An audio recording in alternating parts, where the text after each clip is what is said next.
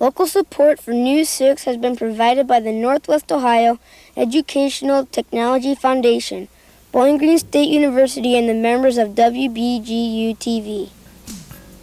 Hi! We're the 6th grade class from Forest Elementary, home of the Fighting Falcons. Welcome to News 6!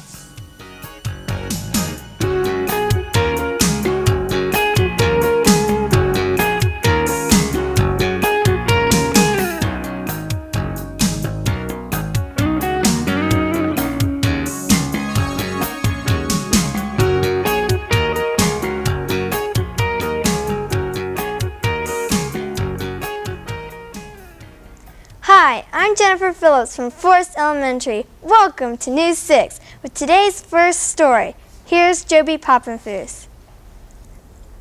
Living in tents, hunting, and cooking over a fire all seem to be things of the past, but recently News 6 has found someone who tries to bring back the past.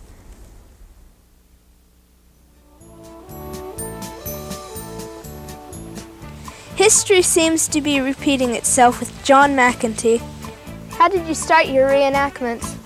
Well, I got started out of an interest in history and a love for the outdoors, and I just combined those two interests, and this turned out to be just a perfect hobby for me. What kind of reenactments do you do? Well, mainly two types. The first one is a Revolutionary War British soldier, a Scottish Highlander, and then the second type is dressed as I am now, as a frontiersman similar to Daniel Boone or Simon Kenton. What kind of artifacts do you have? Everything I have would be, whether it be a basket made of wood, or my clothing, which would have to be made of wool. It couldn't be nylon or rayon or any synthetic fabric. It'd have to be wool or cotton or linen. Tents or chairs. I have different guns to go along with my outfits that I would have, and all the camping equipment that it would take to camp out on over a several day period as a pioneer. How did you get your pioneer artifacts? Well, most of them I have made or were made for me by friends or relatives. The pants I've made, the hat I shot and had made into a hat, and so most of the things you make yourselves. Why do you do these reenactments? I do them because I want to have an appreciation for our pioneer heritage, to give us a better understanding of what it was like to have been a pioneer.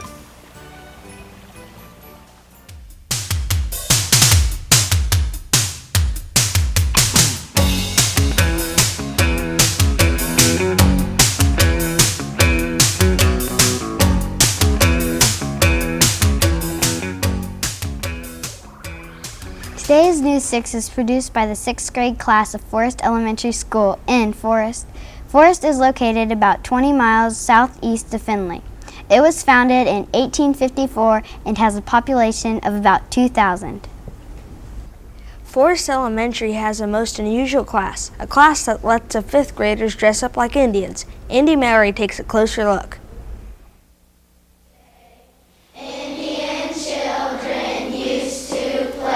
It's easy to forget that the pioneers weren't the first people to settle in America.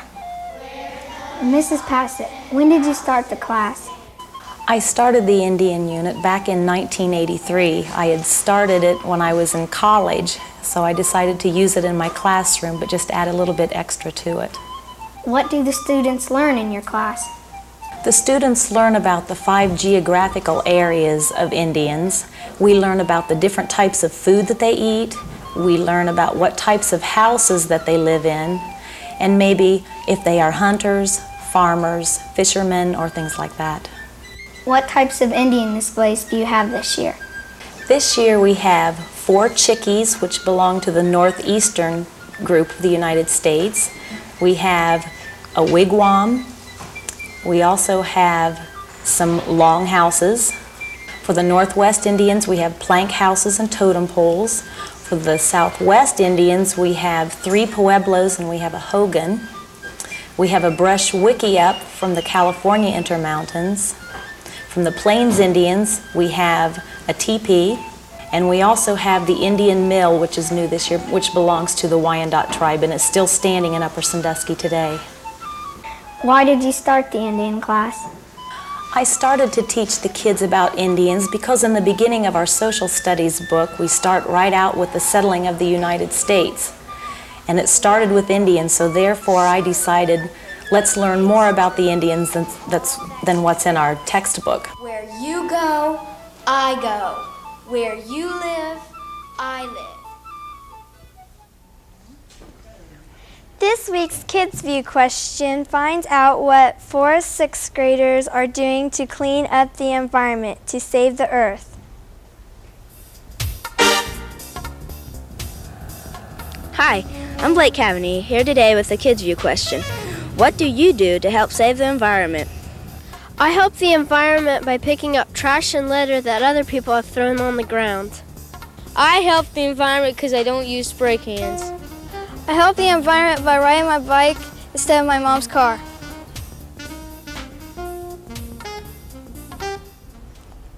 Most people look forward to quitting work, to lie on a beach or travel or just plain relax. Recently, News 6 put on their track shoes to catch up to one lady who's not ready to quit. What did you say, Jill? Most people retire at 65, but not the lady who never quits. That's a vibrator. How many years have you worked? I've worked over 64 years. I have worked in stores, in factories, and restaurants. I've been mayor of the town. I've been on the council. Been an EMT. Which job did you enjoy the most? I really like the job I got right now because I'm around people. I have all these young people that come in the store and call me grandma, smile at me, give me a hug. It's really worth it. Could you tell us about the crafts that you make? We're making fans and hats and candles and anything like that. We're making Santa Clauses out of cinnamon sticks and painting them, make dolls. Right now I got a duck in progress and make geese and ducks and whatever. What has the community done to show their appreciation? For one thing, the other day, I was told I was come over to the schoolhouse. And when I got over there, Miss Taylor come with a cake on her hand, and they all wished me happy birthday. And they sang me a happy birthday song. Not only that, but they all made me cards, and they were the most wonderful cards you ever read. And I'll keep them the rest of my life. What kind of advice would you give to young people to succeed in life? In the first place, they should all pay attention at school and get as much out of their school life as they can. And the next place is love. If you show respect for people, you get a lot of respect in return. And when you get respect, that helps you. It helps you in your lives. That's all for this week's show. Join us next week when Lake Elementary visits News 6.